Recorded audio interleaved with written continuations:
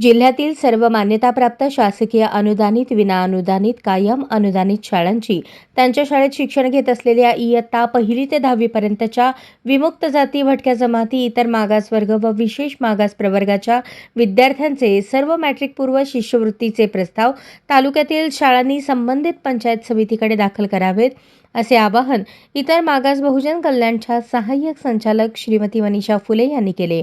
शासन निर्णयानुसार व विहित प्रपत्रात सन 2024-25 चे प्रस्ताव सादर करण्यात यावेत. तसेच सोलापूर शहरातील प्राथमिकचे प्रस्ताव प्रशासन अधिकारी सोलापूर, मनपा शिक्षण मंडळ सोलापूर यांच्या कार्यालयास आणि सोलापूर शहरातील माध्यमिक शाळांचे प्रस्ताव शिक्षणाधिकारी माध्यमिक यांच्या कार्यालयास सादर करण्यात यावेत.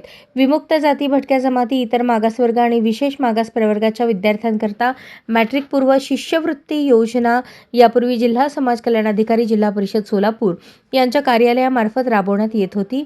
दिनांक 10 डिसेंबर 2024 आणि शासन शुद्धीपत्रक 26 डिसेंबर 2024 अन्वये सदरची योजना सहाय्यक संचालक इतर मागास बहुजन कल्याण सोलापूर यांना आहरण आणि संवितरण अधिकारी घोषित करून सदर विभागाकडून ही योजना 2024-25 या वर्षापासून कार्यान्वित झाली असल्याचेही इतर मागास बहुजन कल्याणच्या सहाय्यक संचालक फुले यांनी सांगितले.